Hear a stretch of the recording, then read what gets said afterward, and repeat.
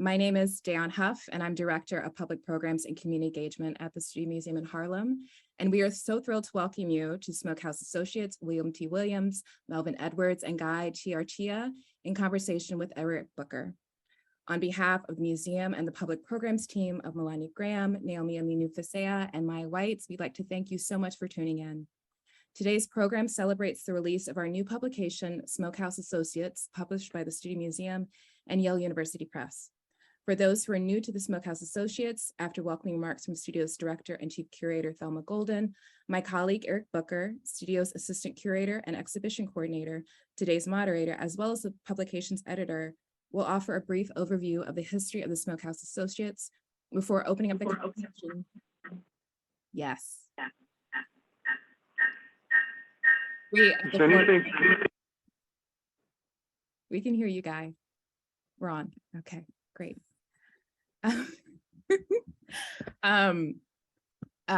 Sorry. Before opening up the conversation to three of the four members of the Smokehouse Associates, William T. Williams, Melvin Edwards, and Guy Ciarcia. Before I hand things off, a little housekeeping. This program is being recorded. Closed captioning, generously provided by Steno Captions, is available by selecting the CC icon, also located at the bottom of the screen. And ASL interpretation is generously provided by Pro Bono ASL. Over the course of the program, if thoughts, questions, reactions come forth, please drop them in the chat. There will be time for a few questions after the conversation, so please feel free to drop questions into the chat at any point during the program.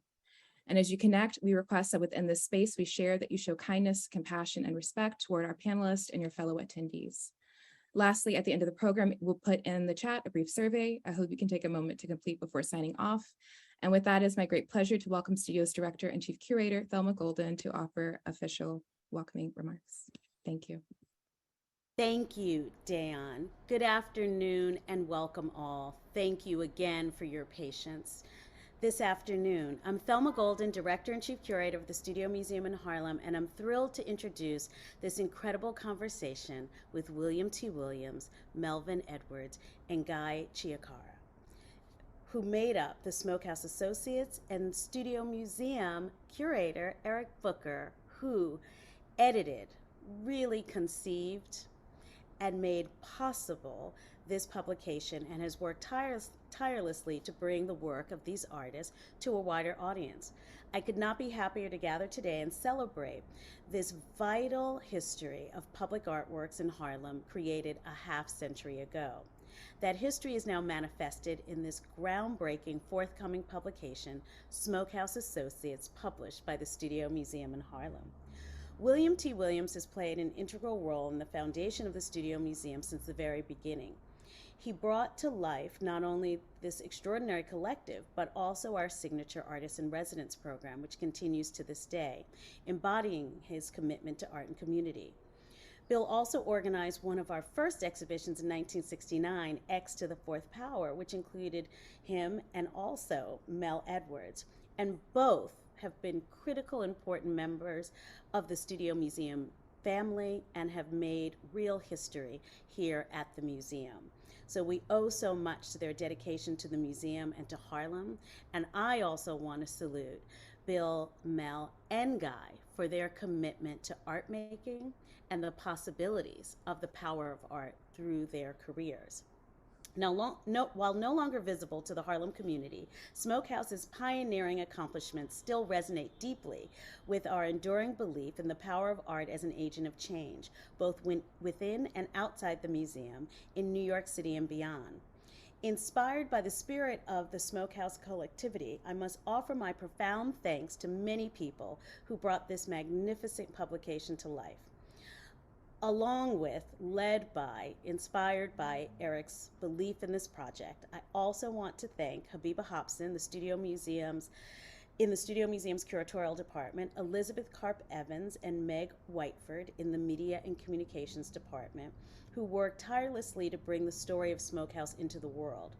Thank you to the Graham Foundation for Advanced Studies in Fine Arts and Terra Foundation for American Art for their generous support of the publication, and to the Helen Frankenthaler Foundation's Frankenthaler Digital Initiative that is supporting today's public program. Thanks also go to our museum staff and board who work to make our mission manifest every day.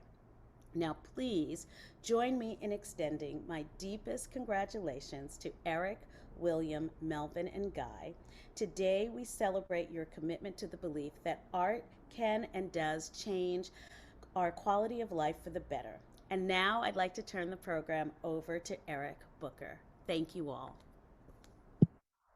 Hello, everyone, and thank you, Thelma, and good afternoon. It's so wonderful to gather together virtually in honor of the Smokehouse Associates who are with us today. The Smokehouse Project, which to date has consisted of an exhibition at the Studi Museum in 2017, and now a forthcoming publication, brings the under-recognized work of the Smokehouse Artist Collective to the fore. I began this project in 2017, the year after I started at Studi Museum, as a way of looking back in order to look forward. Artists of African descent have always made space for themselves and their communities in spite of institutional exclusion, creating a radical legacy that has shaped our present. The Studi Museum is an embodiment of this, and so too are the Smokehouse Associates. As the museum embarked on In Harlem in 2016, a set of initiatives that envisioned what a museum could be without its walls, the ideals of Smokehouse's public art projects, community, collaboration, and change have remained ever present. Envisioned by William T. Williams, in 1968, the Smokehouse Associates began developing participatory public art projects in Central and East Harlem that transformed the urban landscape through vibrant abstract geometric murals and sculptures. And hopefully we'll have some of these images up cycling through so that you all can see some of those. The collective comprised 4 members: Williams, Melvin Edwards, and Guy Ciarcia, and Billy Rose, a young artist who left the group within the first year. They believed that art could see change. Emphasizing the participatory process, the artists completed approximately 9 projects in Harlem with the Harlem community over the course of 3 summers, from 1968 to 1970. Smokehouse reminds us that there is always another dimension of history to be told. And over 50 years later, the collective's work feels particularly important now, as we exist within another moment of upheaval, offering a collective creation as a conduit for possibility and unification. Smokehouse holds an exciting proposition: abstraction as an invitation and public art as a means of social change. This conversation, as Thelma noted, marks the forthcoming release of the Smokehouse Associates book, which is the first to document and critically contextualize the work of this groundbreaking artist collective. It features essays by Charles Davis II, James Traynor, Ashley James, and myself, as well as an artist roundtable moderated by Ashley James, archival reproductions, a contextual chronology, and of course, the incredible photographs that form the archive and backbone of this project, and which we'll show you all today, which stands as a visual testament to the group's transformative work in Harlem. I want to thank all that have made this project possible, including the brilliant essayists that I just mentioned, as well as Studi Museum's staff, past and present: Habiba Hobson, Elizabeth Karp-Evans, Meg Whiteford, Simon Gibriesus, Lilia Rocio Taboada, Ilana Bridges, and Noah Hines, our copy editor, Joanna Ekman, Hallie K. Harrisburg and Michael Rosenfeld Gallery, Alexander Gray Gallery, and our wonderful book designer, Alex Lynn of Studio Lynn. Thanks to our public programs team who have brought us together online today, Dayan Huff, Naomi Amenus Beseja, and Melania Graham. But most importantly, and why we're all here, I want to thank the Smokehouse artists who are with us today: William T. Williams, Melvin Edwards, and Guy Ciarcia, for your work, your trust and belief in this project, and for our conversation today, as well as the many that we've had leading up into this moment. It's certainly been a long time coming. And now I'm going to share a little bit about the artists' bios, which we'll drop in the chat as well. So these are kind of, these wonderful illustrious bios that I'll just paraphrase before we get started. William T. Williams was born in 1942 in Cross Creek, North Carolina, and he's known for his bold and daring compositions. He's been committed to abstraction for more than 50 years. He's an alumni of Pratt, Yale, and the Skowhegan School of Painting and Sculpture, and he's cultivated a process-based approach to painting that synthesizes autobiographical reference, social narratives, and formal motifs sourced from specific cultural histories of the American South and New York. He's, of course, the recipient of numerous awards of distinction, and he has continually sought to engage his communities in dialogues about art through various undertakings, including a 40-year teaching career, initiation of our Artist in Residence program here at Studio, as Thelma mentioned, and of course, his founding of the Smokehouse Associates. And William is represented by Michael Rosenfeld Gallery. Melvin Edwards, born in 1937 in Houston, Texas, practice reflects his engagement with the history of race, labor, and violence, as well as themes of the African diaspora. From colorful painted sculptures, barbed wire installations, and tangled amalgamations of agricultural and industrial elements, his work is distinguished by its formal simplicity and powerful materiality.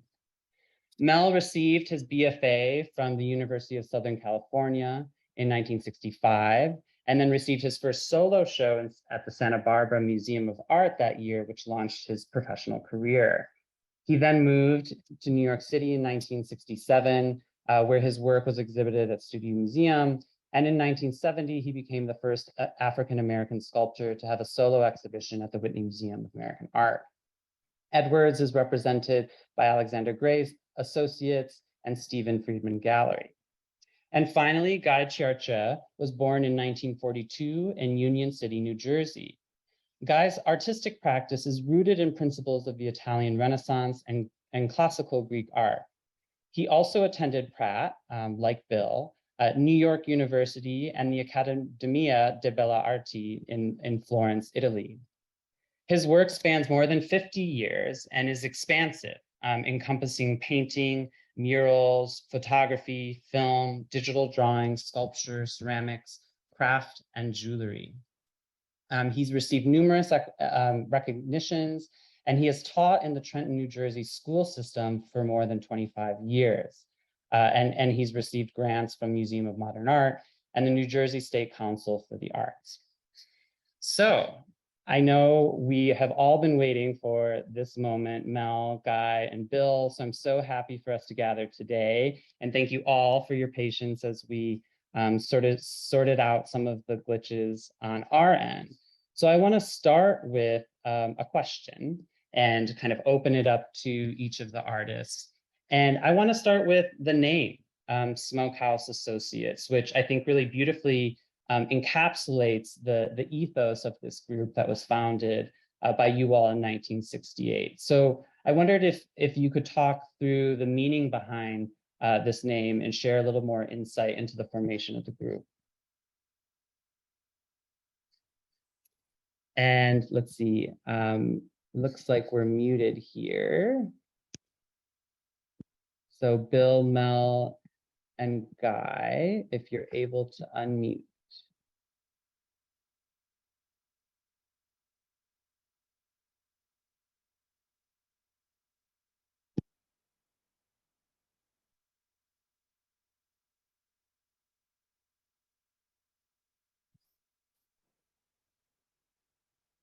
All right, so you're unmuted, Bill. Okay. So you're first up. Why don't you share a little bit about the name behind the group? Well, the name was named by a playwright named Walter Jones, and Walter is a Southerner and basically a New York playwright. But the name itself refers to something you find throughout the South, which is a small house, unit, storage area where you store things for the winter and store things for hard times. And thus the name's kind of, it's a metaphor for art as being a resource and something that keeps one alive. You know, it's the substance of life.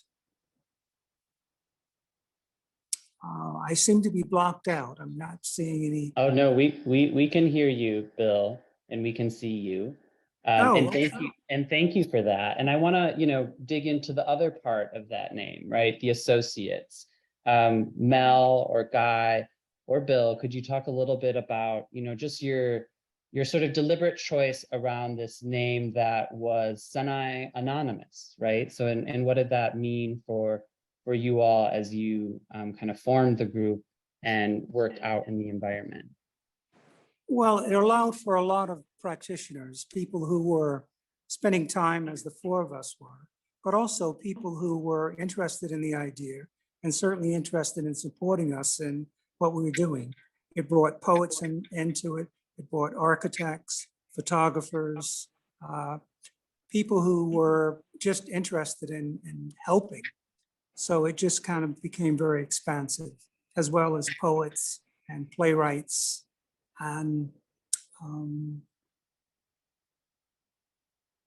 it was a good name. Architects and what was that, Bill? Sorry. I said I think it was an appropriate name because it just allowed for the idea that anyone who had an interest in what we were doing in that conceptual could contribute. And there were many, many that did. And the wonderful thing about the publication is that as many people as we could remember are remembered and remembered for their contributions and for their support. And, on another note, I'd like to thank you, because it was your tireless scholarship and tireless kind of investigation that brings this to light 50 years later. So I'm forever grateful to you. And I think my colleagues are as well, in terms of something that started as just a passion on the part of four artists to now to be documented is pretty extraordinary. Well, thank you, Bill. I think none of this would have been possible without all the work that you have all done nearly 50 years ago. And I just want to, now that we have our slides up and running, I want to point out some of the incredible photographs, many of which were taken by fellow Smokehouse collaborator Bob Colton, that you see here sliding through on the left. And so we have a visual reference now of some of the incredible environmental abstractions that Bill, Mel, and Guy created starting in 1968. I wonder if, and maybe I'll pass it to you, Mel, and Bill and Guy. Guy, let us know if you're having any audio issues, and please chime in. But how did the group come to, I think Bill, coming back to you as the sort of progenitor of the group, right? You were thinking about some of these ideas of artists and community, starting with your time at Yale while you were in school. And then you moved to New York in 1968. And you had some sort of relationships, right, with Mel and Guy prior to that. So could you walk us through a little bit of how the group came to be? Well, Guy and I were classmates at Pratt, and we both had an interest in painting, and certainly in contemporary painting. Mel and I met in 1968, the year I graduated from Yale and came back to New York. And we were introduced by a painter named Al Hell at the home of George Sugarman, a sculptor. And Al thought that Mel and I had similar interests and our temperaments would come together. And he introduced us. That was 50 some years ago. And we've been friends for the last 50 years. That was the beginning. I might also mention that it's been a terrific adventure in terms of the Smokehouse involvement with Guy and with Mel and with Billy Rose. Unfortunately, we lost contact with Billy, but he was an extraordinary kind of contribution as well. Mel, Guy, do you guys have anything to add? Well, from my end, what the history is, and from my point of view, it still continues. But you know, we had individually already had developments in our works and in our concepts that made this coming together relatively easy. Not easy in the easy sense, but easy in the sense that we didn't have to fight about the contributions of one or the other, and the concepts of art. We seem to all be comprehensive in our understandings.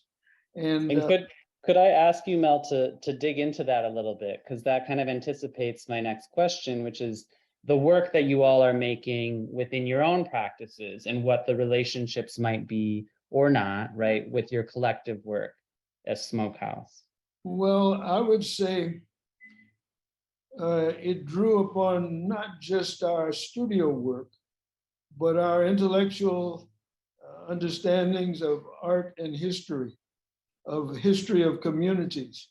I knew about Harlem way before I knew the term modern art. But I knew about Harlem in relation to a kind of African capital of the modern world, and its most significant presence tended to be manifest through music. And of course, music had that, aside from its own dynamic quality, the word called jazz, but the fact that with the 20th century and technology, and now nobody would think technology expressed as radio is a big thing, but at that point in history, in 1968, television was only 20 years old in America, in the United States, or in the world, really.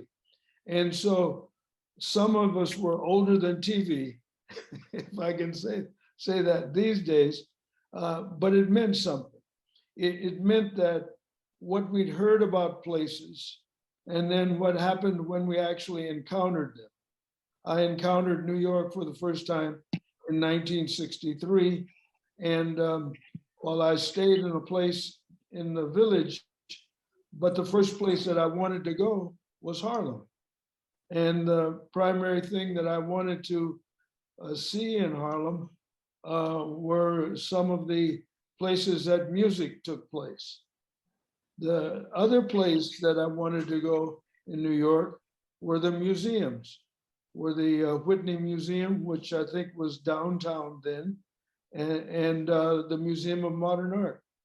And I have photographs from that trip of 1963 coming to New York with my good friend, the artist Daniel Johnson. And Danny had lived in New York a year or so before, so he pointed things out to me. But how do you get from my interest in Rodin and other modernist sculptors whose work was at the Museum of Modern Art, or the sculptor who did kinetic things named Rivera, very simple but meaningful things to me, and yet I was not yet that quality of sculptor, you know. And I guess what I'm saying is, Harlem to me, you could just say New York, you could say Harlem, and it was the same thing, you know, though there were definitely different things to be experienced with different persons and different places in New York. Mm-hmm. And I met George Sugarman in Los Angeles because he was there making prints at Tamarind. I took him to the symbol of Los Angeles, which is Watts and the Watts Towers in '65, in the year of the revolt there. I met Al Hell at an outdooring of George Sugarman's sculpture at NYU's Plaza in 1967. And I guess I could name 50 other people. and Well, 50 and other incidents.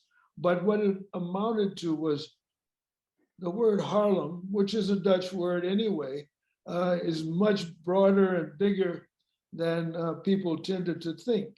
And that little community uptown was really a place for the growth of many positive creative things.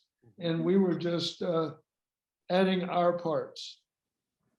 Thank you so much, Mel. And I think I so appreciate you taking us down that road of references and experiences, because that really speaks, I think, to the choice of abstraction, right, that you all made. And I think too often, right, abstraction is sort of read as something that is sort of misconceived or sort of devoid of a social meaning. So I wondered, you brought us there in the conversation already, which I love and appreciate. And I know that you all have spoken about sort of the choice of abstraction within this sort of larger frame of reference, where Harlem is this sort of meeting point of jazz, of different cultures, of the architecture, of the city and the colors. So I wonder if we could talk a little bit about abstraction. And to put a little sort of context around that for our audience, right? This is 1968. This is the height of Black Power, of the Civil Rights Movement. And so you all are making sort of inroads specifically within abstraction as opposed to social realism and figuration. So I wondered if you could talk a little bit about how abstraction sort of functioned with the environment. You've kind of brought us there a little bit with the things that you have been thinking about and digesting within your own respective practices. But how did abstraction allow you to kind of push beyond a certain set of boundaries, both, I guess, conceptual and physical? William, you want to deal with that, or because I got a run-on sentence on it.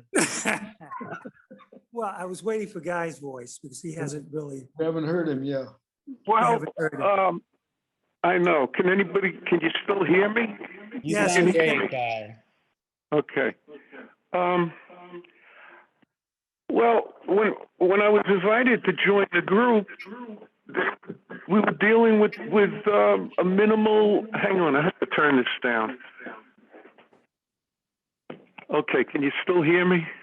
Yes. All right. When I joined the group, they were already working in a style, this abstract style, and for me, to bring it into the public, to engage the public with it, I found that the diagonal worked best. With people in motion, walking against the diagonal shape or diagonal line. There's like a double movement, and I always liken that to when you're in the subway and you're looking out the window and another train is passing, another train is coming parallel to you, and all of a sudden it starts going downhill. There's that strange, I always got a strange feeling from that ever since I was a little kid.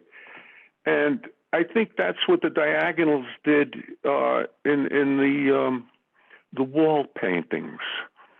What else? I mean, it was understood that we weren't making, sending sociological messages and, painting pictures of people. So it was kind of easy to work like that. Thank you, Guy. And I think where you just took us was to the dynamics of the city, right? The sort of experience of moving through the city as a pedestrian, how one relates to walls. And I wondered, maybe that could get us to talking a little bit around the process that you all implemented as a group. Because Guy, what you're saying is, as your perspective as a viewer, how a painted wall is sort of engaging with somebody who's walking by it. So could you talk a little bit about some of the specific choices you all made as you created these works. And maybe also we could pull up the images again, Melania, if you wouldn't mind, so that we have some visual references for this answer. Could I jump in just a bit? One of the things that I find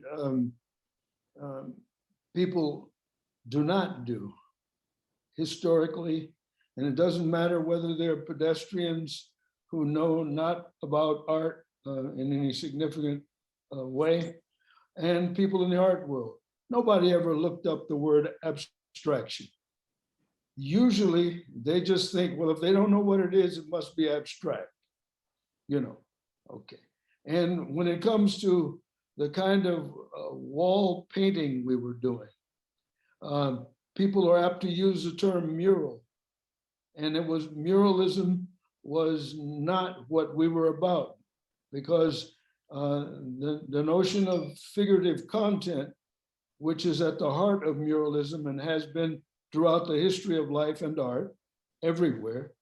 And when you're in the generations that we are in our education, we already knew about Orozco and Rivera and the mural handling of walls. They were from Mexico and influenced abstract expressionism, you know.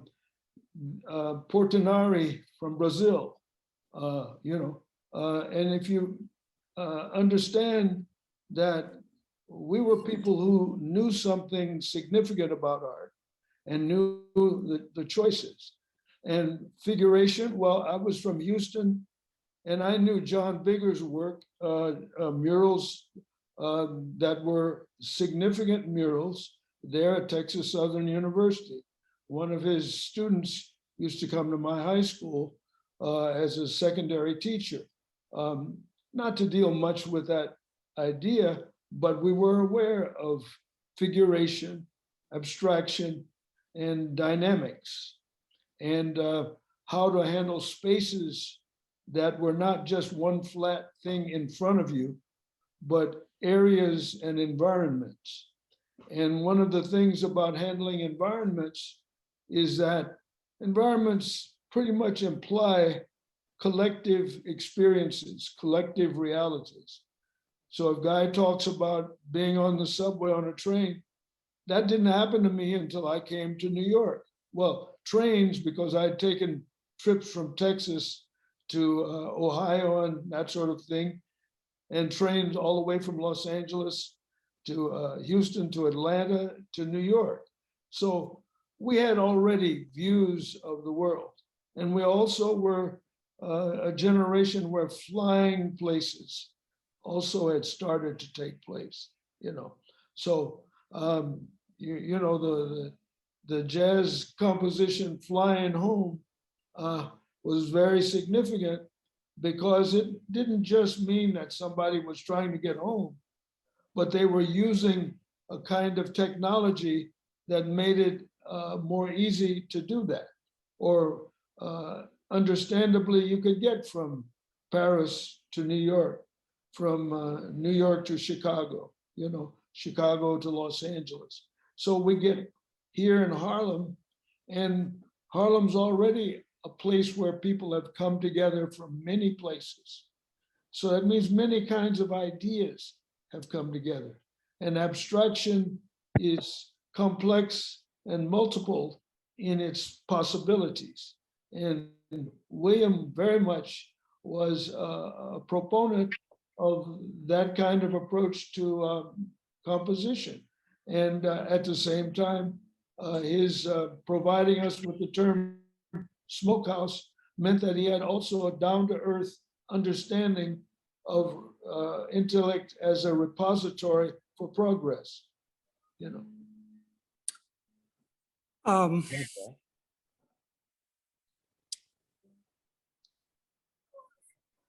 I think what we did and what we were doing, what we were thinking about, is certainly the architecture and certainly the living environment, and the sense of architecture and the impact it had upon the people that were living there. You experienced the things we did you didn't have words for them. The problem with representation for me is you need prehistory because you have words involved, and words require prehistory. The murals, the wall paintings, to use Mel's word, the wall paintings we were doing did not require words. It was an experience, and it had to do with a physical, psychological experience, a one-to-one relationship with something that had been created. And that was very much the kind of end product that came about. You didn't need a reference to art. You didn't need to know about the history of wall paintings, murals, modern art, any of those things, because it's a one-on-one experience with that environment, with that architecture, with how the architecture had been altered, how the walls had been altered. I came to abstraction as an artist primarily because of that. The word was not needed in terms of having experience with the object. And that's very much what I think all artists are trying to do, is to have a viewer have a one-to-one relationship with the artist without the need for prehistory or pre-knowledge. Look, see, stop, think, experience. Thank you, Mel, and thank you, Bill. I think that what you both have touched on is this sort of kind of universal or democratic experience of artwork, right? One in which abstraction speaks to many different experiences, but also allows for multiple entry points. It touches on multiple cultural influences, and it doesn't distinguish, right, between a hierarchy of sort of thought, or even a hierarchy between abstraction and realism, Mel, as you spoke about, and I know that you've spoken in the past about, specifically within sort of African societies, and how there's not a distinguishing between the two. And I think that that seems to relate intrinsically to your work outdoors, right? The fact that this is not work that you were making within a gallery, within a museum, but you are also making a deliberate choice to work out in the environment. And of course, this is a time, right, when there are a lot of institutions forming. Of course, the Studio Museum formed the same year in 1968. And I wondered if you could all talk a little bit about just this idea, right, of working outdoors, of some of the legacies of public art, which Mel, you already touched on. And just what, how that kind of fit within the sort of larger framework of Smokehouse as existing in a public space, and your deliberate choice to, realize this work outside of an institution altogether. Well, the institution wasn't available, and thus the need for the Studio Museum and numerous other institutions that began to develop along that time. The public space opens up the experience to everyone, and that those experiences, sum total of those experiences, are transferred to your relationship with someone else. You feel good, they feel good. That kind of idea of experience as teacher, experience as the starting point for something much, much larger. And I think that's what occurred with Smokehouse.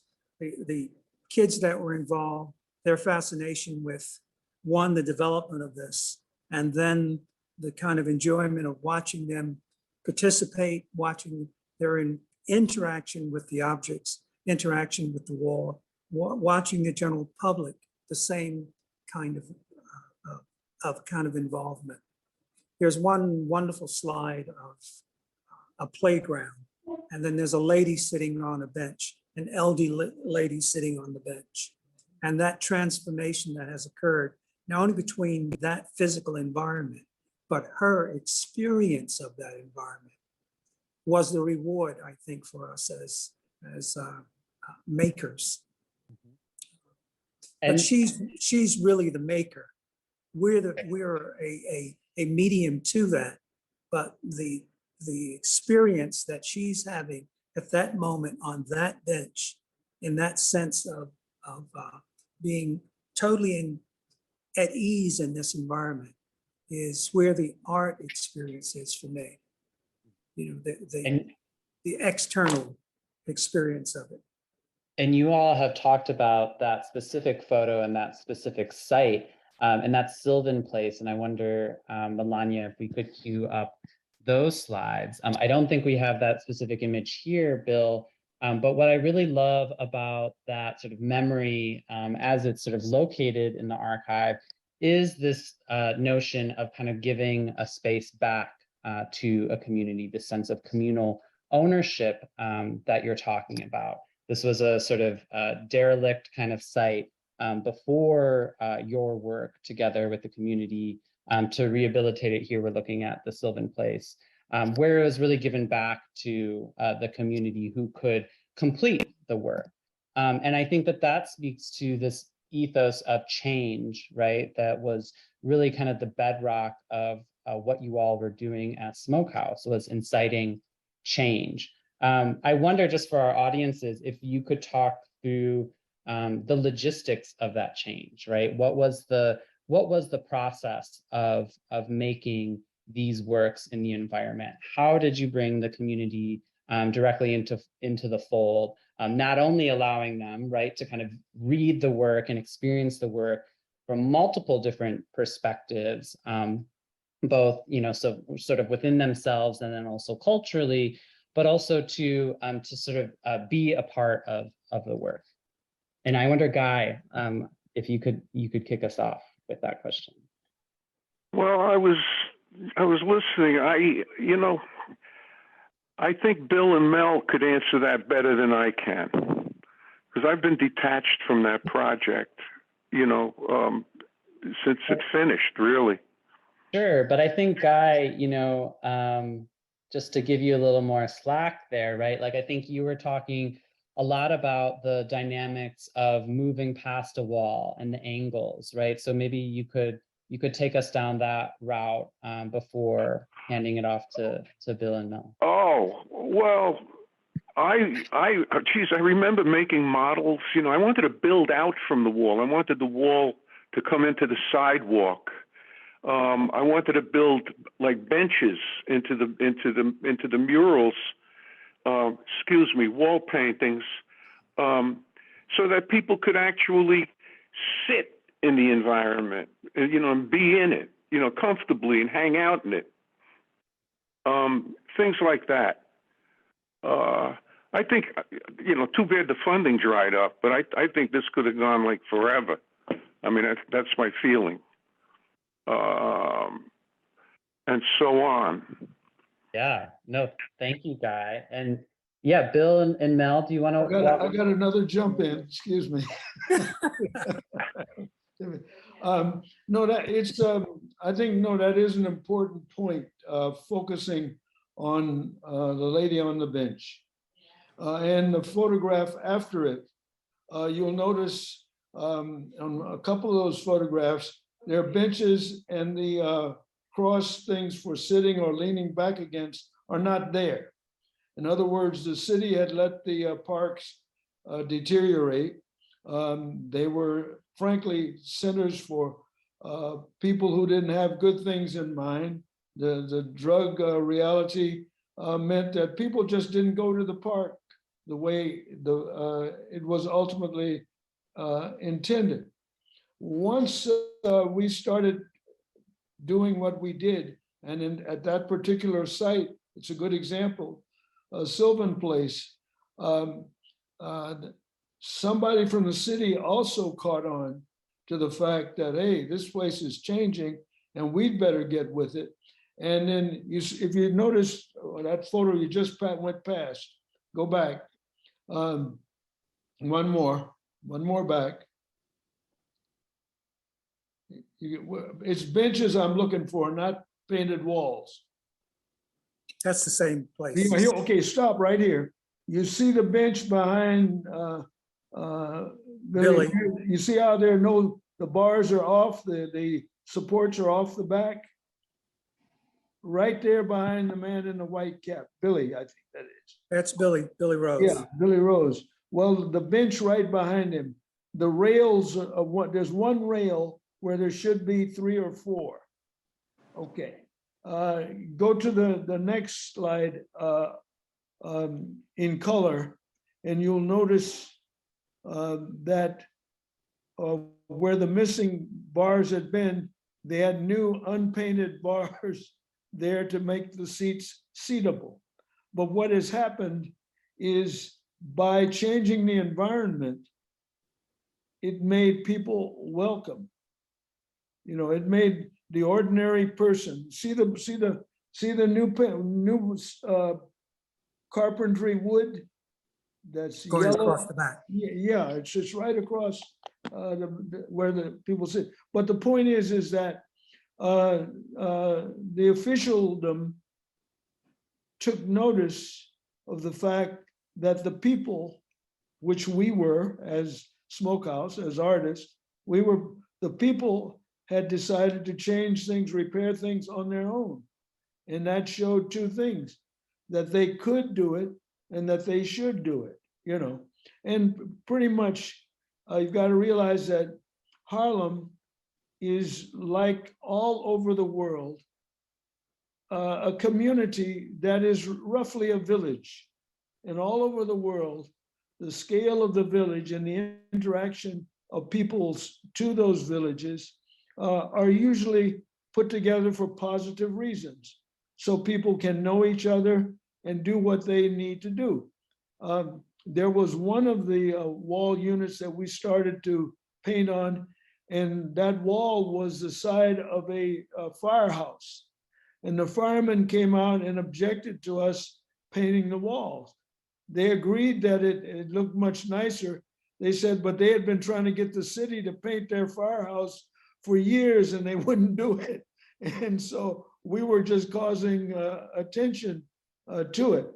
And so I don't know if the city ever came to, redo it. But the point is, doing what we did was exemplary for various aspects of the society. The direct local community represented by the grandmother and other people who came, but also to the official aspects of society. And I think you've got to realize that when you're involved in public art, you're involved with whoever the public is, and then that you do it well, we can call it art, And I see the slide here of me there and a 3-dimensional unit that, again, we were trying to develop things that interrelated to people at human scale and at the same time be public. So we were aware of, sometimes intuitively, sometimes it was just, well, let's try this, let's try that.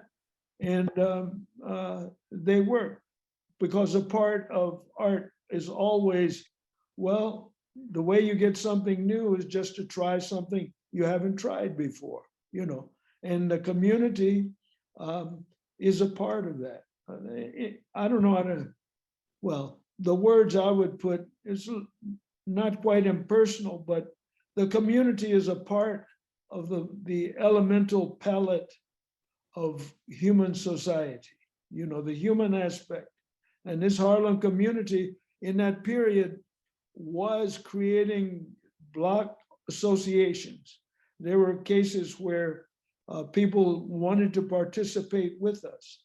And William, who had the most direct New York experience, at least certainly compared to me, he understood that all along. I don't know if he remembers, but I remember us sitting and talking about the colors that people were wearing as they were walking around, and they weren't trying to be colorful or not. And the incredible variety of ways to dress. I don't mean fashion or style. I mean just intuitive personal use of what am I wearing today? And somehow those things seemed, at least to me, aesthetically significant and full of aesthetic possibilities for me as an artist to draw upon. So we weren't just doing for them or for our community. Our community was doing for us because it was broadening our vision, you know. And this is about visual art or visual life, if you will. You know, Yeah. if I might add something, Mel's reference to the benches and the Department of Parks repairing that. Those things that happen around it happen because of associates. And what I mean by that is people that were working in various parts of the city, units, and getting to them to implement something, to do something, to add to what we were doing. And that's not accidental. It was numerous people who worked in the city administration who's reached out to us and said, how can we help? And a simple request, please do this. And it got done.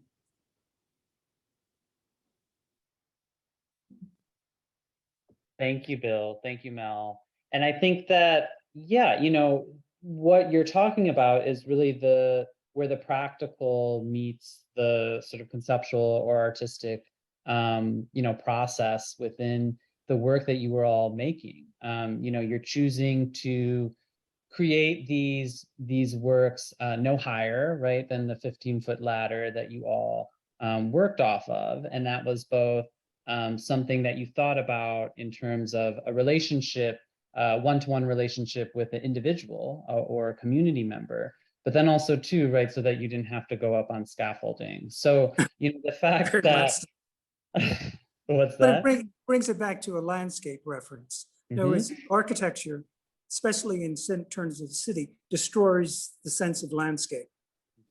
And if you make something that's lower and longer, there's an implied sense of landscape. There's an implied sense of movement. And if you practically, physically have to move past it to see the whole thing, it opens up another kind of experience. Again, one of those experiences that are without words. You know, it's not a narrative. And I think we were very aware of that, certainly aware of how people were experiencing it. I mean, if we had sequential photographs of people walking past it or looking at it, there's a whole range of ways they looked at it. I mean, it was like an extraordinary experience. Yeah. And But Bill, that makes, if I may say one more thing, we were starting as a grassroots kind of organization. Given the scale of the problems of Harlem, of New York City, and of the country at that point, the impetus is do something, start somewhere, and trying to get that message across to communities. Start somewhere. You can do it. You can decide what your life is going to be about. The only thing I can do, we can do, is potentially motivate you to do that. That's why when we talked about the notion of paint disappearing or people taking the paint and painting something they wanted to paint or taking it to their apartments, etc. There is something that happened. Someone made a decision to extend this idea. We were extended publicly. They might be extended privately. But if they have a family, they're extending it publicly as well. And that is the kind of energy I think that we were bringing to those sites.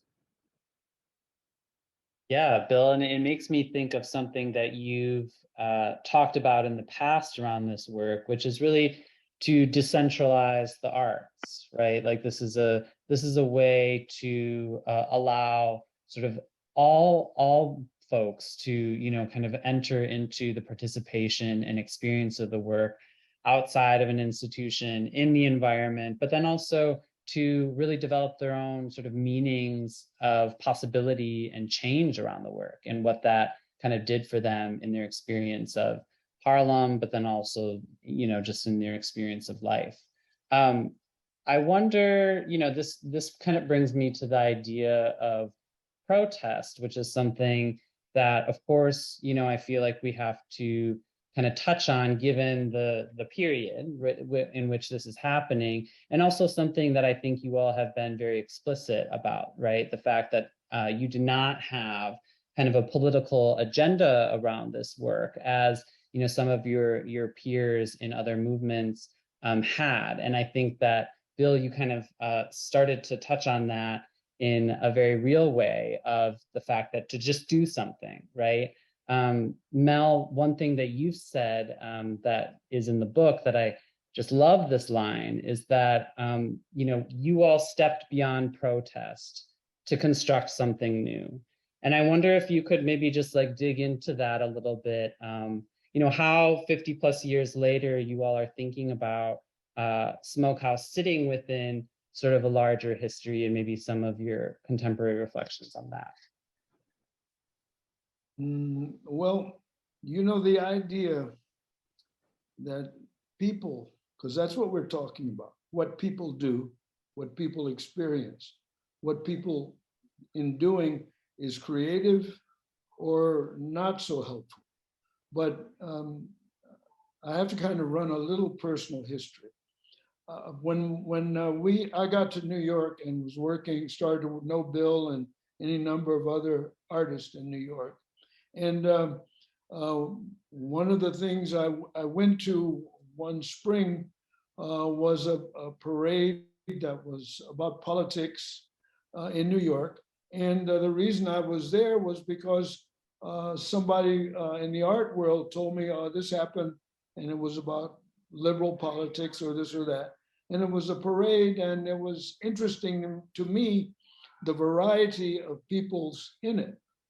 And all it did was confirm for me what my life already had been, and implications of what it could be.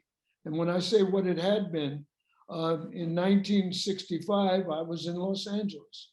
I lived in Los Angeles from 1955 to 65, okay, or 67. But in that period, in the year 65, the community in Los Angeles exploded in protest of the treatment of the African-American community, and very violent, very dynamic. A year later, the Watts Festival was created. And I happen to have the task and the pleasure of taking photographs at that first festival in 1966. And I happened to take a picture of a car with 4 or 5 young ladies who were sort of the queens of the festival. And those photographs went with me. And eventually, some of the other photographs taken the year before, during the protest of violence, with mannequins from stores taken out of the windows, turned upside down, thrown in a trash can. A few of them are published, so you may run across them. But that was Central Avenue in Los Angeles. Then Watts itself, which is maybe 60 blocks further south in Los Angeles. Then I get to New York. New York has its own history of reacting to the oppression that's taken place in New York, and some of it's violent, some of it's political.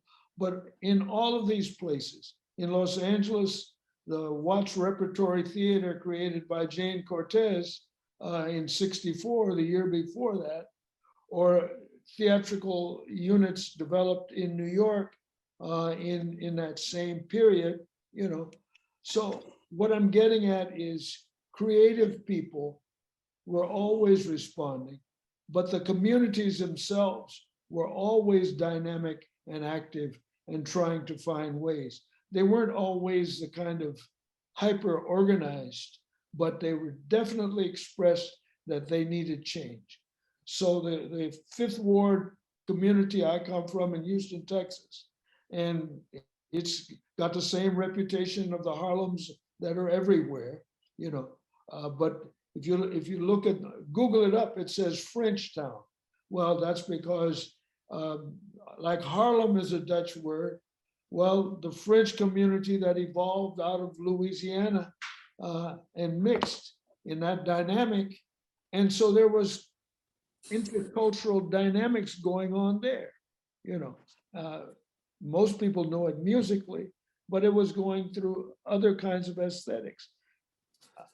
The notion protest is often placed where no, it's creativity of a community that just has to be stronger than paint and music, and protest doesn't happen if there isn't something to protest about. In other words, it's not just a abstract approach, if you will. It's very real. And in that respect, the styles that artists work, in other words, that illustrate justice or injustice. And it's definitely justice if you can change an area of a city or a whole country or society. So, and you say conceptual art, well, what about conceptual life? Why not take these terms to their deeper philosophical significance for people, And no, we're not just a gang of artists loose in the community who've done something that you can say, oh, that's nice. Those guys in Harlem did something. No. This is as profound as any other kind of international organizing. In 1965, or 68, the United Nations is only 20 years old. Who's thinking of us in the United Nations? But if you go through the heritage of me, William, Guy, and other people related to our project, it's the United Nations in minor form, but nobody would think of it that way, So the Studio Museum is in Harlem, but studios and museums are everywhere. So, and I remember a person telling me 2 years before the museum was founded, oh, there's going to be this museum developed in Harlem because some people related to the Museum of Modern Art are working on it, And it was a man named Campbell Wiley who was on the early board of the Studio Museum. And he knew my work from Los Angeles, you see. I'm not saying this to say me, but I'm trying to help understand that this is localized in one aspect, but it's a part of an international humanistic initiative. That's and right. here it is with visual art. Well, you can say, is that abstract? Is it real? Well, it's both. It's all of that. Mm-hmm. Thank you, Mel. And I appreciate you taking us through your kind of personal journey and trajectory kind of into this work. And I wonder, I kind of want to pose that question to Guy and Bill as well. So what were some of the things that you were digesting, experiencing, thinking about through your own lives that brought you to, this sort of incredible collective project? Well, we were Bill and I were 26 years old when this all happened. And Bill was well on his way, to his career. I mean, he was a rising star.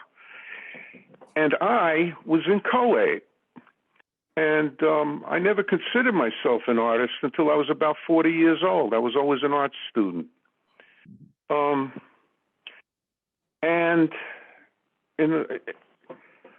One thing that I was always trying to do ever since I guess I was a Pratt, when I started learning about abstract art, I was always looking for a way to combine representational art and abstract art in the same piece, but make it look like it all belonged together. I'm still trying to do that. The other thing is, with all of this Italian background that I have, whenever I looked at those works, especially in Italy, the ceilings and the walls, I never really looked at the pictures as stories. I always saw them. I always saw them as shapes and colors. You know, so that's I was a mess artistically in those days. I was trying everything. So when Bill invited me to paint with him, it was a positive direction. You know, I had a project that I could work on, and I don't know what I brought to it. You know, I brought a few diagonals and some rollers, and some ideas, but the atmosphere in those days. I mean, we were young, and we had a young person's sense of humor. So there was a lot of they talk about it not being political, but I remember a lot of racial conversation, a lot of jokes. Now it's all considered un-PC. But we kind of had a lot of fun, talking about the differences in society. And one thing, Guy, that I think, you and Bill shared, right, other than having met and gone to school at Pratt, is that you also both come from an education and community-oriented background, right? So Guy, you were teaching around this time in the Trenton, New Jersey school system. Bill, you had done quite a bit of community work during your time at Yale, and then also, before Yale, at Yale, and then also, of course, through Smokehouse when you returned back to the city. So there's an idea here of a sense of arts education that you all are thinking about, right? In terms of the way that you were envisioning this work in the environment and who and how the public could participate.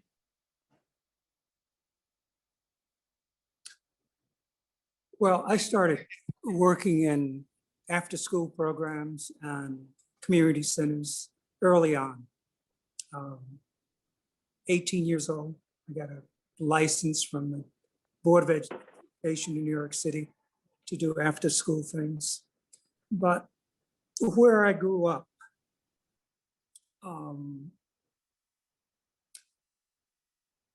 there were lots of adults who were very focused on the idea of kids of my age, and that 14, 15 years old, not getting in trouble. So they were like social workers. And just about everyone's father was a social worker. It was like being in the South in a sense, in terms of a community discipline of getting kids involved in the community, getting kids involved in social projects in the community. I think that stuck with me all of the years. My dad was a Little League baseball coach. The whole kind of idea of starting with his kid and all of these other kids, and the idea of teaching discipline, teaching responsibility, teaching the idea of what a community was, what responsibility that we had to other people in the community.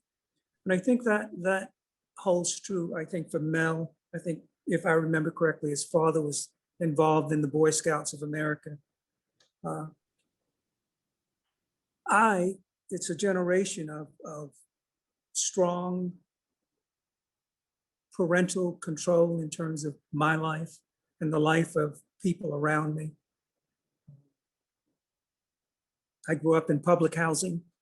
We have this idea of public housing being this ominous place, but I remembered a lot of hardworking people that wanted to change their lives. Kids who went on to be successful teachers, artists, lawyers. The idea of helping other people always sat in my mind as being more important than helping myself. The idea of extending this idea of common worth. I think I grew up with that in New York, but also in the South, because that's where the foundation was. When I met Guy, I was always fascinated when Guy speaks of this idea of interesting and figurative and abstraction, his interest in Gorky and de Kooning, and which one he liked better, and his investigation of those two artists that he did a great deal, and the development in painting.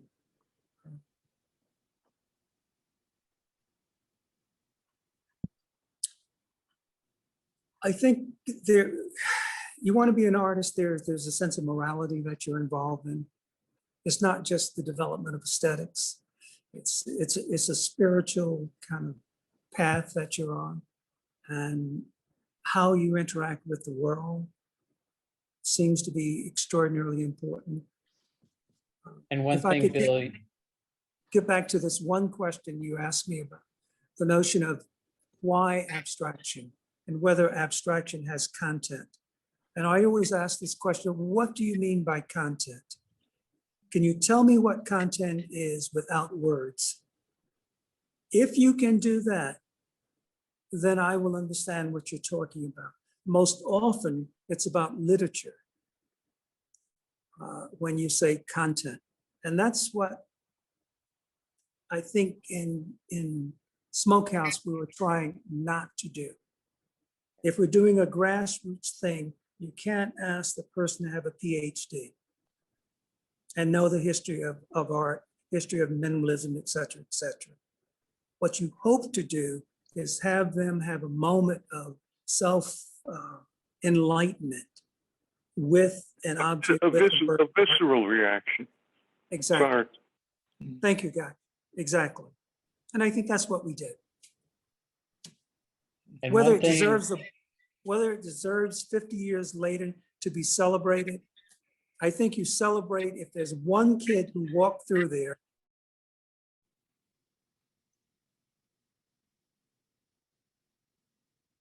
oh, Hello? Bill, I think you froze on us.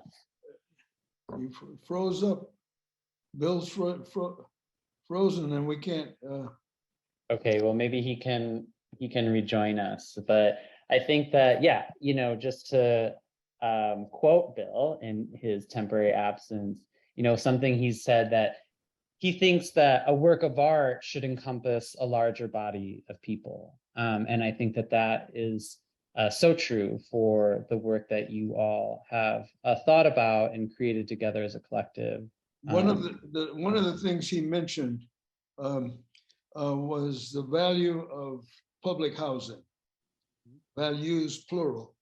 And I've always wanted to have that discussion somewhere, because public is people and human beings need housing, or in other words, everybody in the world needs food, clothing, and shelter, and an organized way organized ways of relating to each other.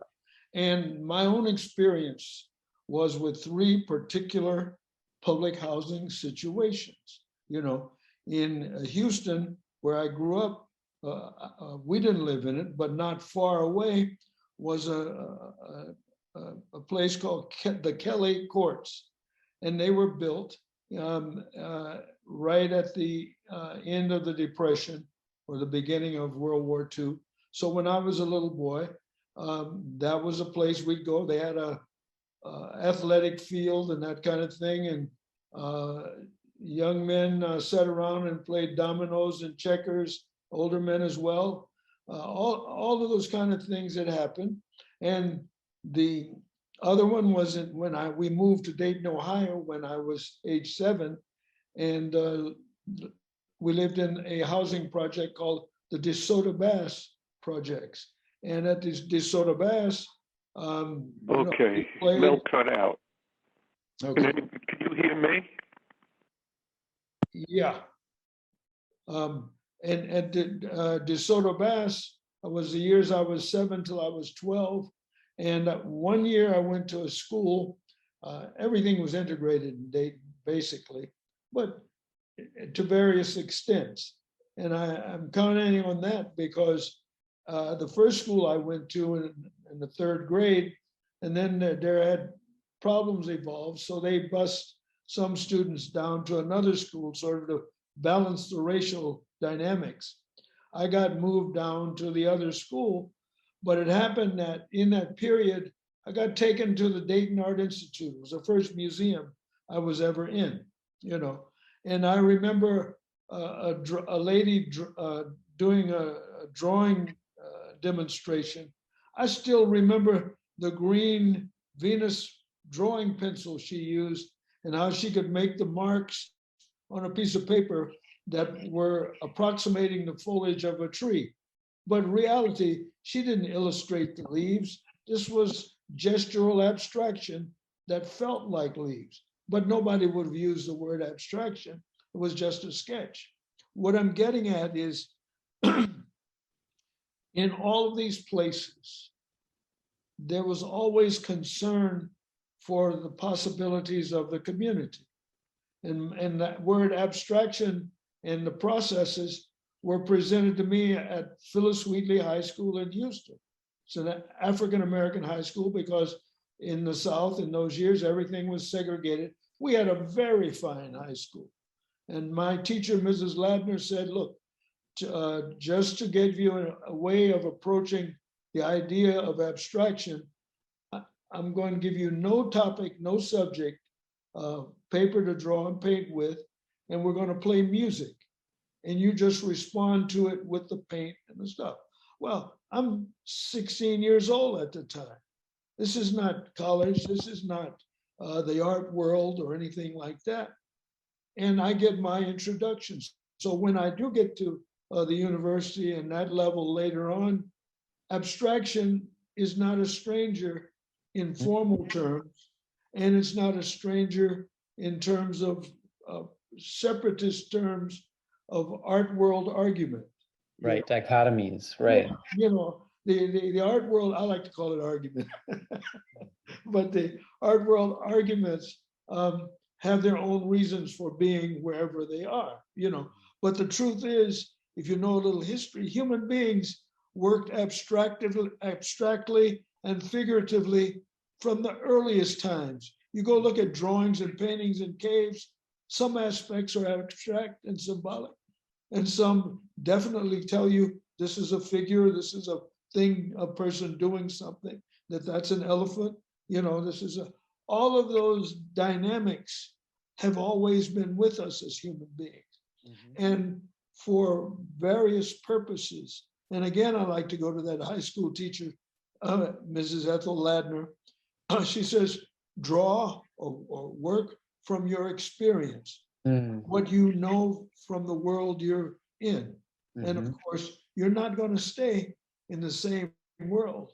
So you're going to get newer experiences of those same kind of things. So Smokehouse, years later, you know, that kind of stuff is inside of us. Whatever we learned much earlier turn out to be valuable and are still valuable. If we were to put together a structure like Smokehouse now, we could still do something significant and creative in society. It wouldn't have to be just in Harlem, you know, right. Because people have been trying to do those kinds of things all over the world. And they've been trying from the earliest human villages to what they're trying to put together on going to Mars and the moon now, you know, so. Well, and I think, Mel, that's like a perfect segue into this last question, maybe before we open it up to audience questions that I want to ask you all, which is we're looking at one of the mock-ups that you all created towards the end of your collective work together, so 1970 and later. And I think that this work, you know, it's clearly a departure from your street level works that you created in the environment. And it kind of simultaneously points to both sort of a future thinking, this sort of future thinking and possibility, Mel, on sort of a wider, almost cosmic scale that you're talking about, but then also to the group's sort of eventual conclusion in 1970. So I wondered if you all could just speak a little bit about this sort of body of work within the collective's work, and how, how this kind of led to sort of the group's eventual conclusion, but then also to thinking about these ideas that permeate and carry forward into the future. I don't see Bill or. So Bill, I think Bill's on mute. Bill, if you can unmute. And then I think Guy, if you're able to connect back to audio, I know we had some issues there. But why don't you kick us off, Mel, while Bill and Guy are troubleshooting? Well, Unmute. oh, there's Bill. So yeah. Am I back? Yeah, you're back now. Oh, okay, thank you.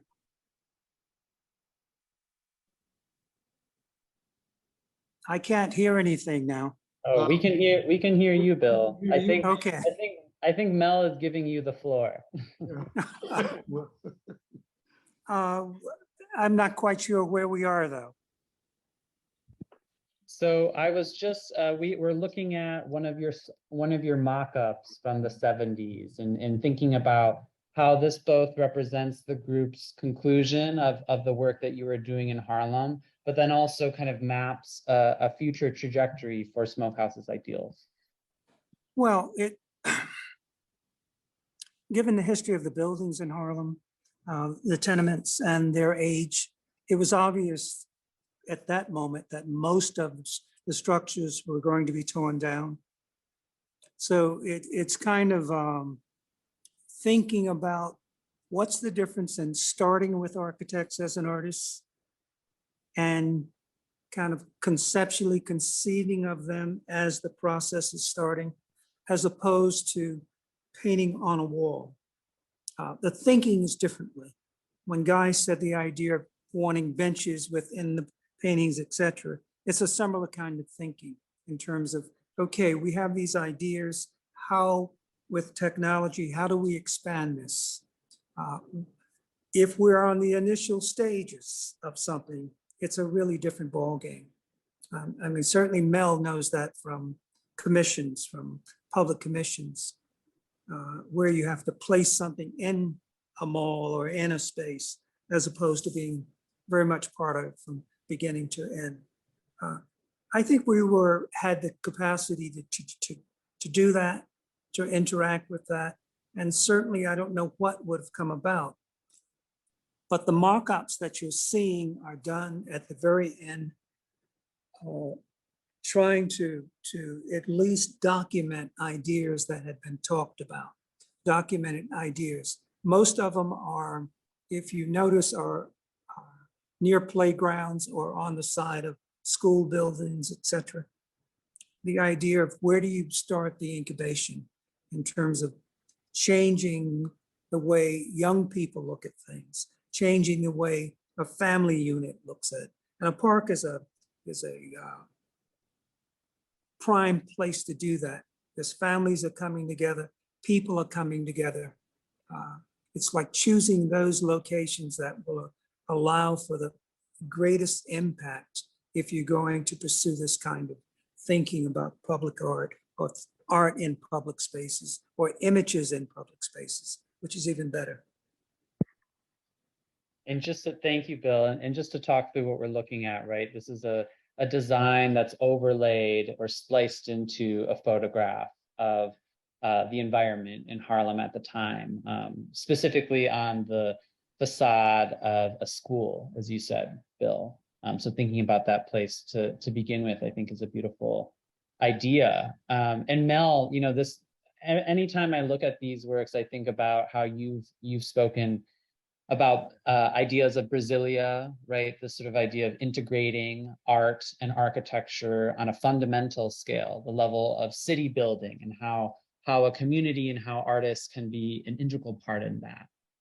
Is there anything that you want to add there? Well, I remember a couple of things in particular. There was a sort of public performance at the, oh goodness, you know, the school down on 8th Street? Cooper Union. Yeah, Cooper Union, that we did a collective presentation. And it was with slides. It was with Bill. I think Bill even read poetry. It involved Walter Jones. It involved the saxophonist Sam Rivers, who did a, you might say, an aesthetic report from Atlanta, because Atlanta was a symbolic city of racial dynamics and progress at the time. But he played simply a beautiful abstract jazz solo that was improvised. Jane Cortez read poetry. And I remember another one where Walter Jones, who's a cousin of Williams, but was a theater person. And all of these interrelationships meant there could be cross exchanges between us and by implication with other disciplines. There were coming out of New York, the architect Joe Black, and William and I went to Washington, D.C.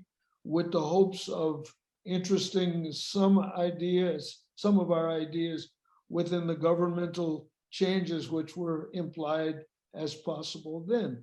And there was Max Bond, who I got to know later, but Max had gone to Ghana and worked with the development of new African countries with his architectural knowledge, and produced work there. And through the years we talked.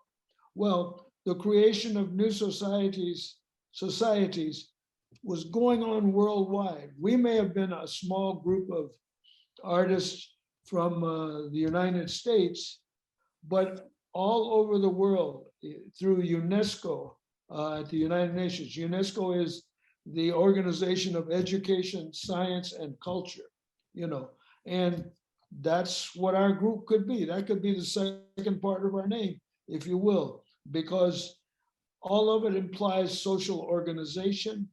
All of it implies the value of how you put things together, both functionally and aesthetically. And at the same time, it's just, that's the way the world's going to go anyway.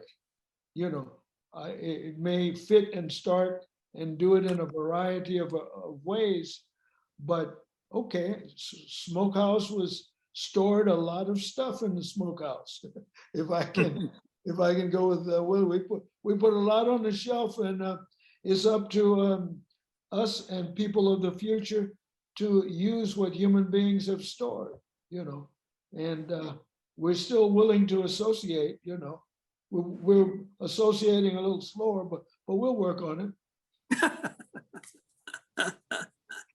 Slow but steady. Why not? Why not? Well, I think that is a really good place to end on. So thank you, Mel. And maybe we want to open it up to some of the audience's questions. Thank you. And I think for a lot of us, we're still needing to sit and digest everything that is happening. So we don't have too many questions. And I also just want to honor our speaker's time. But the first question was, and anyone can answer, how is the community able to participate directly with making the work? Community partnerships, schools, random neighbors. And I know in the photos we see, especially the little ones coming out and with a brush. And I'm just wondering if you could speak more to what that direct engagement looked like. Well, with the young kids, the excitement of being part of a group process and putting paint on the wall. In the very early stages, it's easy to allow them to work. As we got toward the finish, you know, there would be less and less kids involved and more at that point adults involved. We thought it was important to have young people involved in the process and elderly people involved in the process. And very often in the areas we were in, the elderly people would be sitting outside, et cetera, on the steps or on the stoops. And because we were doing it in the summer, the schools were closed. Activities for the kids when they were allowed to do it. That allowed the parents to get involved. It allowed people from the community to get involved. And each and every project we did, those elements of young kids, elderly people, and then the middle generation, people who work, came home, all of those people became involved in those projects in one way or another. And I think it's a way of, when you're doing public projects, to engage a community so there's a sense of empowerment and a sense of ownership and a sense of, okay, we did this, it's going to be on this wall, it's not going to get graffiti, it's not going to, it's a celebration of us as a community. And I think that's what was happened with Smokehouse, to our amazement, in terms of, given the period that we did in and given the social political times, I think one of the greatest achievements is that connection with community and that connection with the possibilities of what art could do.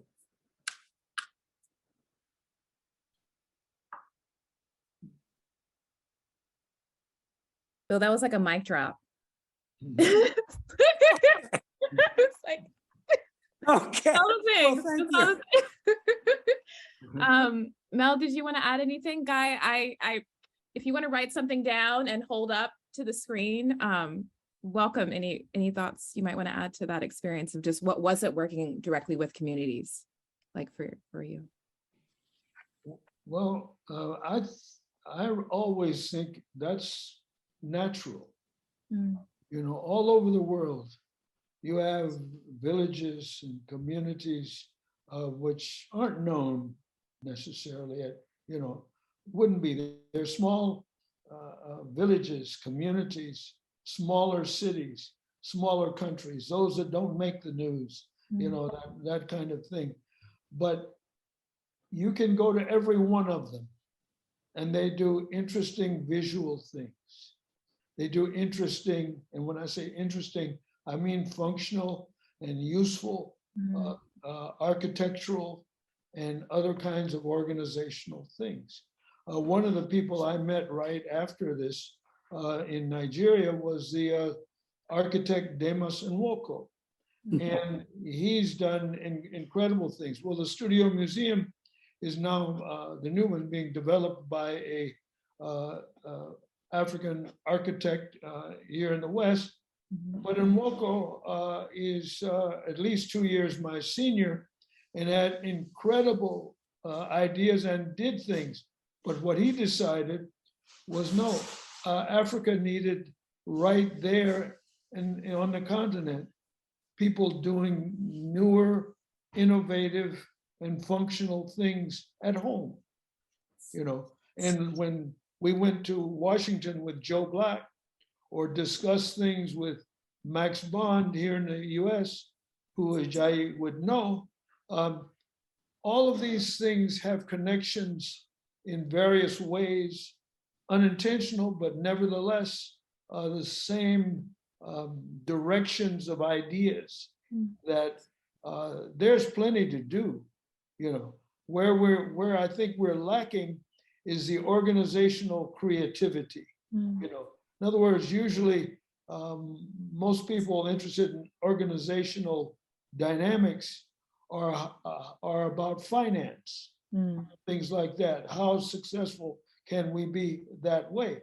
Well, community development and finance, you know, that's a hard balance for people to make. Like when William said he knew most of Harlem wasn't going to exist in the future. Well, whoever does take it over and develop it, are they going to be concerned about human beings there, or are they going to be more interested in the profit margin, you know. And we all have to, you know, we live in a modern world. We're aware somewhat of finance and its place. Economics is just one more part of the palette of creativity if it's utilized creatively. In any case, we as creative people can only keep trying to do what we do. Absolutely. I don't think we lack ideas. No. You know, that we got lots more, you know, but getting them put together, that the Studio Museum is going to have a new building, but that's a new building in a Harlem that needs also as a whole to be, and various other cities and human constructs for living and surviving and creating a future, if you will, you know. Yeah. I'm gonna ask one more audience question, and I think it feels really important. So much of this conversation has been rooted in a history and bringing it to the present, but I think it's really helpful as such significant elders, what you see for the future, what you hope for us in the future moving forward with these activations of creativity, or the potential creativity has to move us forward. And so this question from Ronnie Hobson is asking, can you help us think about the future a bit with ways in which these interdisciplinary across disciplines, thinking about sculpture, thinking about painting, thinking about poetry, and intersectional, addressing power and inequality images. So the work that you've been doing, projects, how can projects have lasting power for how we liberate Black, Brown, and other peoples in this milieu of war, of isms, and terror at this moment? And including ways to continue to bring larger publics to respond to these same realities for peace, freedom, and other radical imaginations. Well, as long as you're going to centralize arts into buildings and have admissions and have a price of admission, that's a handicap. You know, it's a handicap for people of low income means. If you have to pay $22 to get into a museum, it's not going to happen. So there is a barrier there, which suggests that the arts have to be outside of that structure, or there has to be some subsidy of that structure that allows people to come in and out, and not be dependent upon the price of admissions. Historically, I think that's the way cultural institutions are set up. If that structure had rigidly been in place when I started as an artist, I would have lost I don't think I would have become an artist, because I would not have been able to be in the museums or the concert places or as often as I was. I think it's important that maybe institutions, especially with kids that 16 or under, maybe free admission.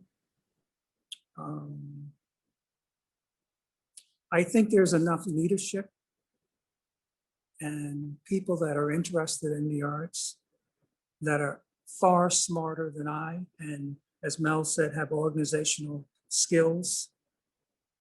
An institution like the Studio Museum now has extraordinarily gifted people that are involved on many, many, many levels. With the kind of mass media that we have now, it seems to me that it makes the process of art education much more democratic. How you do that, I don't know. You know, I'm still in an 80-year-old body and a 100-year-old mind, and it's very difficult to on one level envision that, but on the other level, it seems to me that the educational aspect of the institution, specifically the Studio Museum and institutions that are about culture, it's important. Outreach becomes more and more and more important. And outreach not as a hot place to go or the end place to go, but the idea of the preservation of culture, the preservation of ideas is really, really important. The central thing that will allow us to eventually come to the point, I think, of being more human, being more responsive to culture, multicultural, inclusion. Early steps. Cultural institutions have a lot of responsibility on their plate. And I would say that the Studio Museum is an extraordinary example in terms of the 50 years that they've been in existence of a march forward, always marching forward. And the contribution to preserving culture has been extraordinary. And the number of artists that have come through and their commitment also, both to the institution, but also to the experience that they've had there and the remarkable kind of work that's coming out of it, or and artists that have come out of the programs, or what's the word, an optimistic view that things are going to be best and better in the future.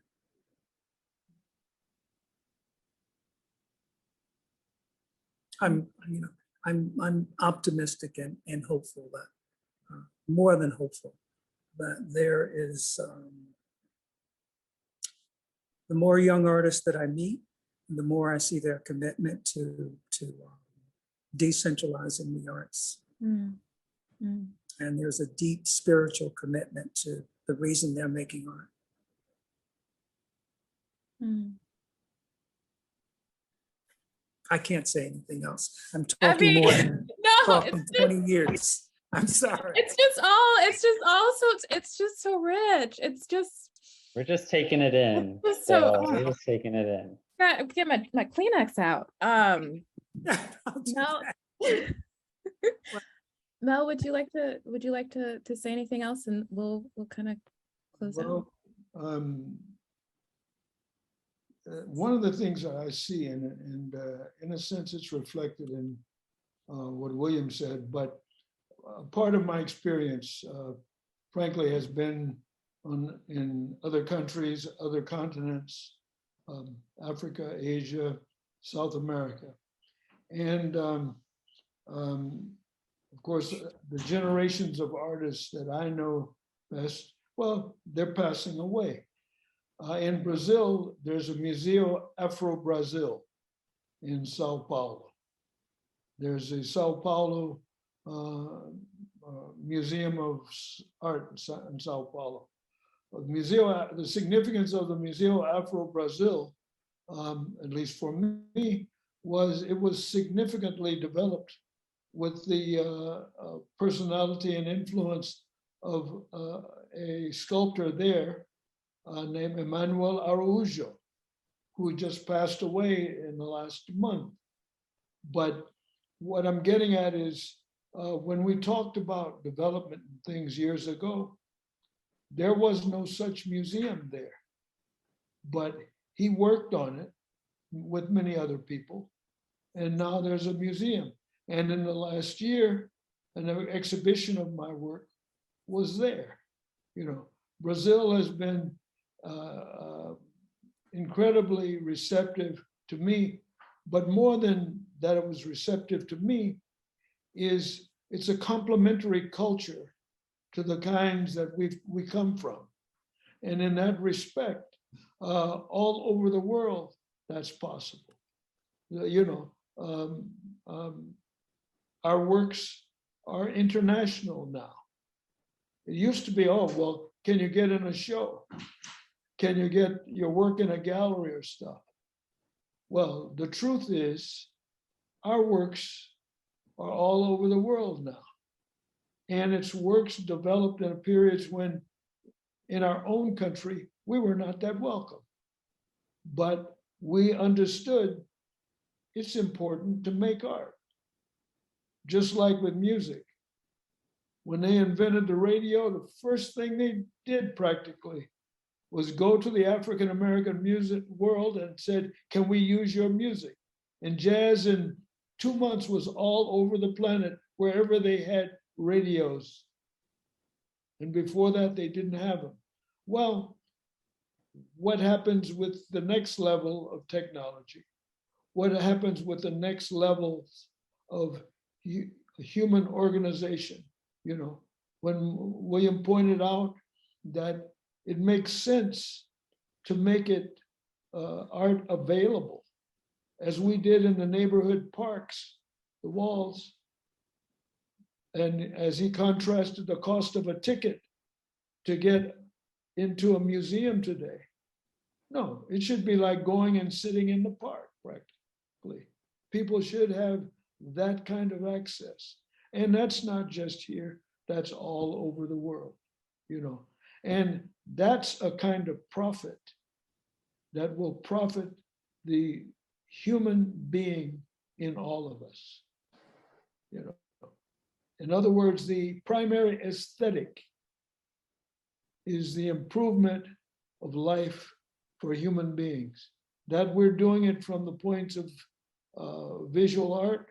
Well, there are all the other occupations that human beings create and partake. And they too can be creative and positive. And if we can be a little example of that, you know, if you will, you know, if I got to sing the blues out front, just remember the blues stops too. So we can sing another kind of song. Well, I'd like to thank all of the people who behind the scenes helped us, helped Smokehouse.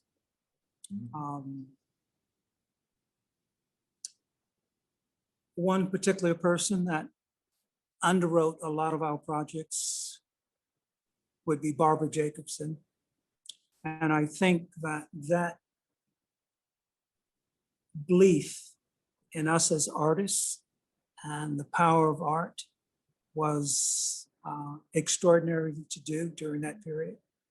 And I salute her for that support and others who were there as well. Mm. Mm. It's important sometimes to realize the risks that people were taking in underwriting what we were doing. There was no reason for them to underwrite it other than believing that the arts were important, as I do, and I know Mel does, and many, many other people. Mm. I'm excited and look forward to both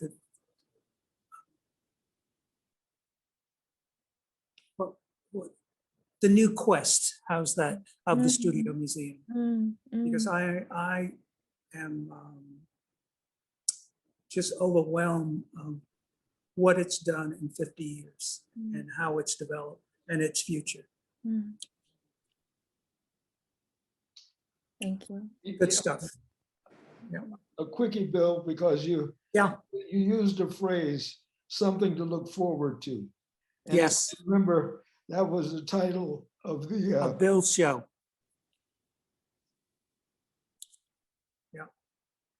Bill. In other words, we're referring to the painter Bill Hudson, who just passed away this week.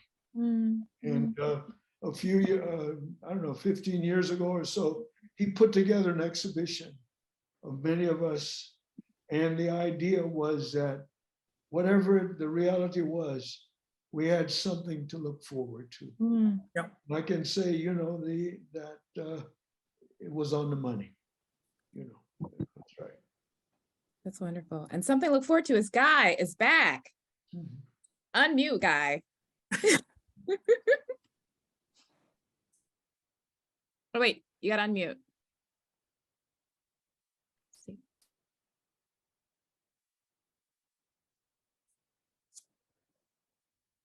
Cool. Right, he's there. I think it's doing the star 6. You have to press star 6. That's how I lost you. We got I'm you. unmuted, okay. You're unmuted. You know, I was unmuted before, but anyway, I wanted to back up. You know, Bill talked about bringing kids into the scene, and I taught junior high school, you know, for 25 years. So I was around kids and the community all the time. And one thing, I mean, I can only speak about the Trenton school system. And when I got there, I noticed that they didn't expect much from teachers. They didn't expect much from anybody. So I had a clear playing field. I could do pretty much what I wanted. And one of the things I did was I ran these talent shows. I ran 15 talent shows in 25 years. And the reason I did it was because there were no activities in the school. If you weren't a jock, there was nothing to do for the kids. So I got the idea, to have a talent show. And the first day of auditions, 300 kids showed up. So most of them only so they could get on the stage and hold a microphone. But anyway, you know, they wanted to be James Brown in those days. Anyway, my point is that I brought as many kids into the show as I could. And there was something, finally, they could interact with the school. There was something for them to do. Marks went up, attendance was up, discipline problems were down, all of that. And what I always aimed to do was to have an all-student production, have the kids do the whole show, sets and all. And it worked. It worked. It was very exciting for the school, you know, and the community. You know, I heard a lot about it. Why am I running my mouth like this? I actually had a point somewhere. What was I supposed to say? Did you want to do like a send-off reflection of looking to the future? What do we? Well, you were talking about integrating kids, you know, into the Yes. projects, into the communities, and having them having a greater awareness, you Yes. know, of what was going on. You know, I hate to say, improving their lives, you know, but it works. Yeah, art matters. I think what you are continually over and over across this entire conversation and the role of public art is that it matters, and every public, because public is people, deserves to have it in their spaces, in their lived spaces. They should be able to go into a museum for free and see it. They should be able to walk down the street and see it. I think you are all testaments to the importance of doing the work in the ways that each of us can do that work. Yeah, I think there's so much more that, you know, I've been retired for 30 years now. Yeah. But I always thought there was so much more that could be done with the community if there was more agreement to do more. Mm-hmm. You know, everybody's, you know, a lot of people, you know, they didn't want to be bothered. You know, they didn't want to make waves. Mm-hmm. I remember, you know, my students were working in my classroom, and the principal, the total loser, the principal walks by, sticks his head in, he says, "It's quiet. Learning is taking place." Mm-hmm. That's what the general, you know, attitude was amongst the administrators in schools. Mm-hmm. If the kids aren't making trouble, everything is going great. Mm-hmm. So there, I'm done. Well, on that note, I'm just going to say to all of those, let's make waves, let's make noise, let's look, let's see, let's stop, let's experience. I just want to thank William and Mel and Guy and Eric so much for this truly incredible program. I think for all of us, we need some time to digest it. The program will be added to the STU Museum's website for people to revisit. and spend the time that they need to with it. If you are interested in pre-ordering the Smokehouse Associates publication via Studio's website, the link is being dropped in the chat. Additionally, before we say goodbye, something to look forward to is I'd like to plug our next program taking place next Thursday, September 29th from 7 to 8:30 p.m. Eastern Time in support of the final week of our exhibition, Thomas J. Price, Witness on View in Harlem's Marcus Garvey Park until October 1st. We are thrilled to be partnering with the Whitney Museum of American Art to bring the artist Thomas J. Price into conversation with the exhibition's curator, Legacy Russell, curator Allison Glenn, and artists Keon Williams and Hugh Hayden. This program is not to be missed. And please note this will be an in-person program at the Whitney, but we will be also live streaming it on Zoom. So to learn more about this program and additional programs coming up, please visit our website. I thank you all so much again for being with us on a Friday afternoon. And until next time, take care, stay well, and stay in touch. Thank you. Thank you. Thank you. Thank you. Thank you, Dan. Thank you all. Thank you, See Eric. you Sunday. Bye. And again, Hello,